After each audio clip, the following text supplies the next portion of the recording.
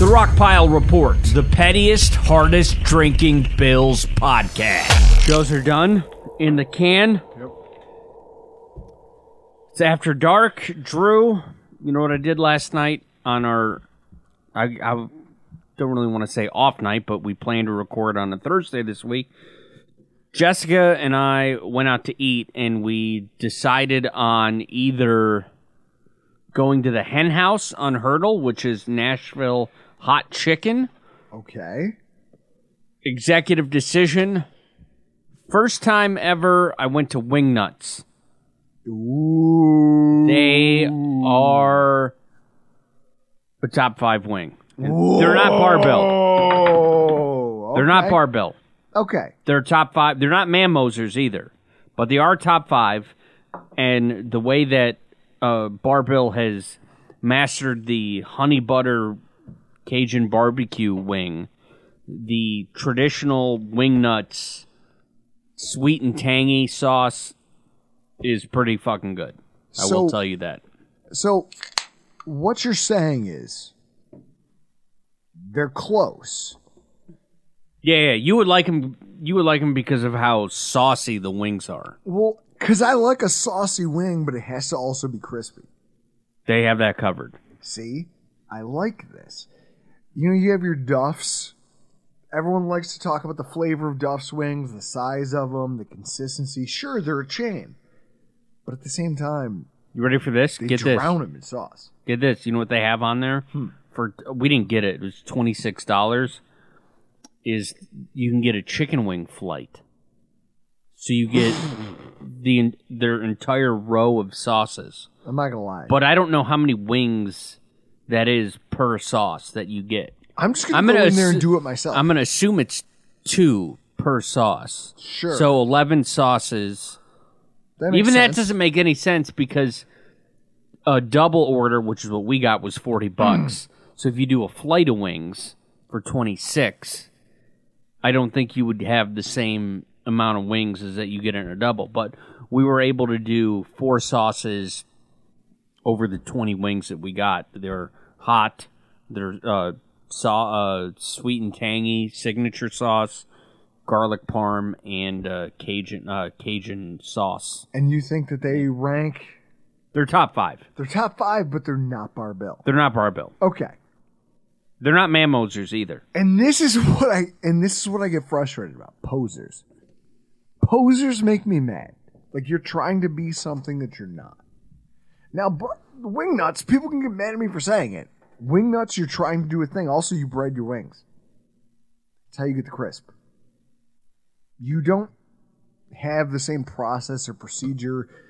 You're not exactly what barbell is. And so in that way, you're trying to compensate by breading them? Chris, is it distracting when you eat a slightly breaded wing? No. No?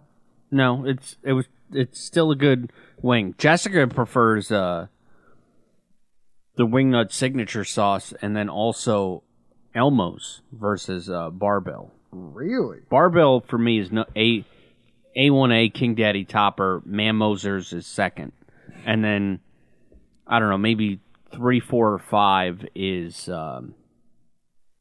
Wingnutz. I did get a text yesterday before I went because I just wrapped up doing the episodes of Favre for Ty Dunn. Ty Dunn did mention that he wanted to go to 9/11.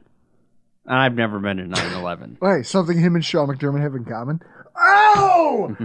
Oh! You have to say it. You can't leave low-hanging fruit just sitting out there like that. That is good. I didn't think you were smart enough to do that.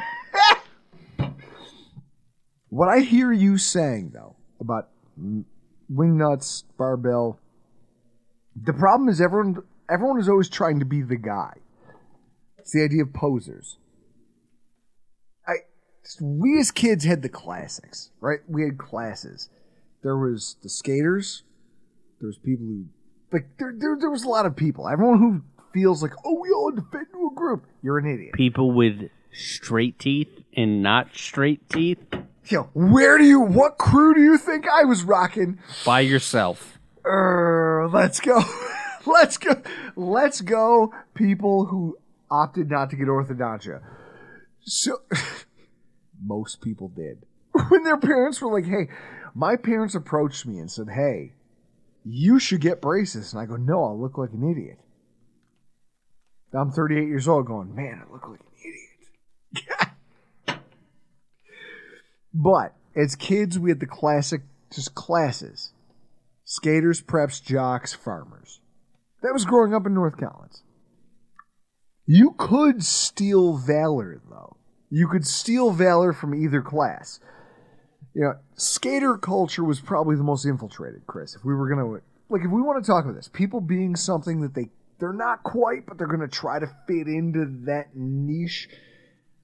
What shoes did you wear in high school? Did you have a type? Did you have a style? I had a uniform that I had to wear. I was in private school. We had a uniform. We had to wear a polo. I forgot you were polo Richie and Rich. khaki pants. Could not. You couldn't deviate. Nope. Guys, is it any shocker that he's doing what he is with his hair right now? So what I'll say is skater culture was probably the easiest to infiltrate because it was just a bunch of guys who wanted to get fucked up. People who wanted to smoke pot, people who wanted to drink, people who wanted to hang out with guys who also were cool with no expectations because society doesn't like us. Everyone became a skater. Very few guys actually skateboarded. Tell me you know what I'm talking about. Yep. Fruit booters. I tried to aggressive rollerblade for a short period of time. I went to a skate park one time with aggressive rollerblades on, tried to drop into a bowl, and immediately hit my head so hard that I was like, nah, fuck this. I'm done. We're done. We're done with all this. I'll go back to playing contact sports because if I'm going to get my bell rung like that, I want it to mean something. Now, my favorite was the poser farmer kids. Chris, can you ever imagine someone trying to be a farmer who's not? No, I don't even know how that works. My brother used to call them yarmers, which is yuppie farmers. It's the kind of thing where, like... That is a good word for it. Where you have, like, a button-down plaid shirt on, and it's tucked into your Wrangler jeans, and you've got boots on, but those boots have no dirt on them whatsoever. They've never been off of asphalt. It sounds like similar to the way Carhartt has infiltrated liberals. Yes! Well, hang on. My brother's a thing that he and I laugh about all the time. We're out here, we're like, guys, for those of you who don't know, blizzard just hit Buffalo. I lost my gutter. It tore the soffit. It tore my gutter off. It tore 30 feet of gutter, and it also tore a bunch of my fascia and soffit, just clean off the house. My brother and I and my dad are out there fixing it in like 40 degrees and rain. God bless them, because they showed up and helped me do it. Because they're G's. They are what this is. Like, we're out here, everyone's wearing Carhartt shit.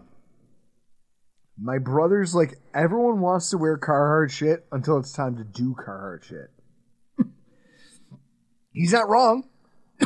How many chicks do you see walking around in Carhartt hats? Are you about it? I've never seen that. You gonna get out there and sling a shovel? You gonna get out there and snowblow? Huh? You wanna go out there and put a 20-foot ladder up after a snowstorm and go rebuild the side of a house? No? Okay. Then maybe you should take it off because you're stealing valor. Like, I think about the kids who would go to the Great Valley Regatta or show up on our camping trips out places, who were wearing Daisy Dukes and cut-off denim vests, but the cut-off denim vest was Abercrombie. Like, shut up. You didn't... What are you doing here? Reminds me of, what's it? Nick Newport, the guy from Parks and Rec that made those, like, energy bars, but they were just high in sugar. I can't even remember the name of those energy bars. Well, the Newport family? Yeah, who showed up in a vest. Like he's hey, I'm an outdoors guy. The fuck you are. You're corporate and you make a shitty energy bar. I hate these people. And yet at the same time, they're everywhere. And now I thought we grew out of that in high school. But then I noticed as I was getting older, and I've actually seen some examples, and that's where tonight's conversation is going. I've noticed that as adults, people still do this. People still feel the need to steal valor and act like they're part of something. Like they're posers as adults. And that might be the most pathetic thing I've ever seen. It started with the Sons of Anarchy TV show, Chris. Guys that I know who have never ridden a motorcycle, never ridden an ATV in their entire life, randomly deciding, I'm going to be a biker. I'm going to get a Harley. I'm going to get a V-Star. I'm going to go out there, and it has to have the ape hangers, and I got to go out there, and I just got to ride. Why? Because TV said you should? What's wrong with you that you don't feel secure enough, but you saw it? Harley sales exploded in after the first season of Sons of Anarchy.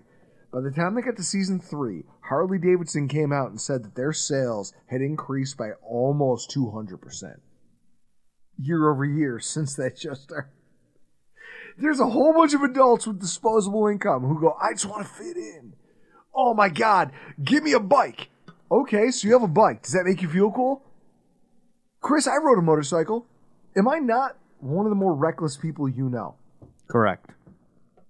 I rode a motorcycle for all of maybe 1,000 feet. I remember the day we were sitting there. It was on Tiff Street.